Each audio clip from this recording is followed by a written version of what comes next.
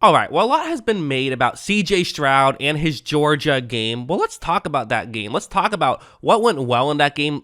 Is it really that good? Is it overrated? Is it underrated? Well, let's get into it. This is obviously the playoff game against Georgia. This play, what you see on the screen, cover one man blitz. That's the coverage. So, 5 guys playing one-on-one. You have a single safety deep. The other 5 guys rush the passer. Pretty simple. Where things get a little bit more complex is in how Georgia is going to be rushing the passer on this play. They're not doing it in a traditional way of just having 5 guys all run in front of an offensive lineman and hope someone can get past one of those guys. They're going to have kind of like a stunt right here. A player is going to move over and he's going to, fool the Ohio State offensive line. Watch what happens. Look at how right when this play begins, there is a bit of a window to, for him to get there. And CJ Stroud could be in trouble if he doesn't pick this up. Now, he has a receiver he wants to throw to, but he wants to give it a little bit more time. And this is the kind of thing that Stroud did a really good job of in this game, of being aware of pressure, being able to navigate the pocket while still keeping his eyes downfield.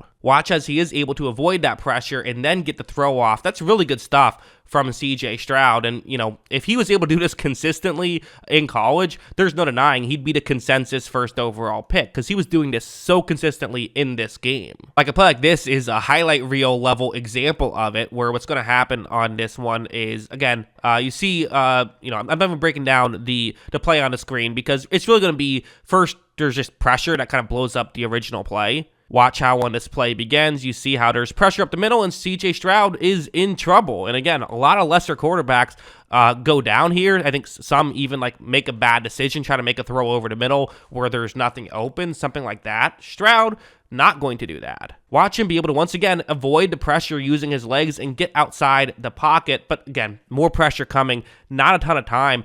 I think most quarterbacks throw the ball away right here. I cannot believe that Stroud is going to do what he's about to do. You see the receiver down the field who's open, but how can Stroud see that when he was moving and just getting away pressure? Watch him make that throw, and it's going to be a touchdown. I mean, that's an incredible play from CJ Stroud. That's like one of those, Patrick Mahomes level plays that you just don't see too often, and it can really get you excited. So was this game overrated? I think it was underrated. I think he was better than people are giving him credit for. You have something like this where what's going to happen is it's simple, right? Man coverage, slant route over the middle, good angle to make this throw, something that realistically you kind of expect Stroud to make this throw. Like watch how right when this play begins, you see right here, okay, it's wide open. If Stroud misses this throw, that's a bad play by him. But what I like about this is he's not just going to make the throw, because the difference between a perfect throw here and a bad throw here, they're both probably still a completion, but a perfect throw could allow his receiver to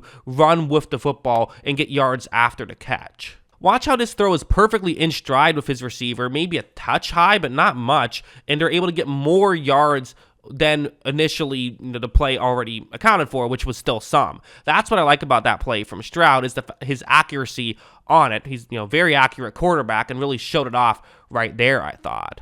You also had stuff like this where it's going to be zone coverage, and first, what you're going to see is Ohio State has multiple players who are essentially going to try to just get the safeties to get out of position. One safety goes on one side of the field, the other safety goes on the other side of the field. Then when the running back kind of runs straight up the middle, hopefully neither safety is paying attention to him, and you can potentially, a linebacker could pick it up, but maybe they won't pick it up right away, and you could have a window to make the throw. Right when this play begins, you're going to see that it mostly is working right here. Like a linebacker did kind of pick it up, but picked it up a little bit late. And now because of this, there is a bubble to make this throw, but it's a bit of a tough throw to make. If you just throw a laser, well, if you underthrow it, the linebacker can come in and make a play. You have to get it over to the halfback, but you don't want to throw it too high and allow a safety to get into the play. You don't know if a safety is going to turn around and when they're going to turn around and read it. But still, watch how Stroud really puts this one, again, right on the money right there. That didn't just allow it to be a completion, it allowed it to be a touchdown. That's, again, there's differences between just getting a completion. Just getting a completion is not always the goal. Sometimes you don't get a completion because the receiver drops it. Sometimes you get a completion because the receiver makes a tough play. And sometimes you get more yards than just what the completion would give you because you put it in a perfect spot. And that's what Stroud did. People always view yards after the catch as like a pure luck thing from a quarterback's perspective. Not true. They could definitely have an impact there. So then the question becomes, well, how valuable is that? How much do we care about something like that? Do we, it's one great game, and it was a great game. And this was, I only showed a few examples, but I could show, probably 5 times the amount of examples from that one game if I wanted to, of just great stuff happening left and right, him really looking very good. It was easily the best performance that any of these quarterbacks who are about to get drafted had, against an incredible defense and making them look like they're not very good. There was other stuff. Obviously, Ohio State is very good in their own right, but still, Stroud was incredible in this game, and it's definitely a feather in his cap. However, it has to be mentioned that this was not every single game from Stroud. This was by far and away his best game on top of it. And while I think he showed flashes in every single thing that he did in the Georgia game. He had shown examples of him doing in previous games, just not as consistently as he did in the Georgia game. I think that's definitely something that we'll use as an argument for Stroud and why some people, including myself, have him as quarterback number 1 on the list. The question, of course, is, well, players have great games sometimes. Nick Foles had a couple of great games in that postseason run. He's not a superstar player. He just had a couple of good games. So the fact that Stroud can have a good game like that is certainly optimistic, and it shows that he can do it. But obviously, you're looking for a player who's going to give you the most value in a 17-game season, not the most value in a 1-game sample size. However, I think for Stroud, he is still so young that the fact that he's getting better and the fact that he is continuing to improve, in the best game he played is the most recent time we have seen him, where the reality is if they make a field goal, he's probably a national champion right now, which is probably a tough pill to swallow. But still, you definitely have to view this as, I think, a massive positive for Stroud that he can do this. I do think that it's fine to take away a good chunk from one game because quarterbacks are so difficult to evaluate.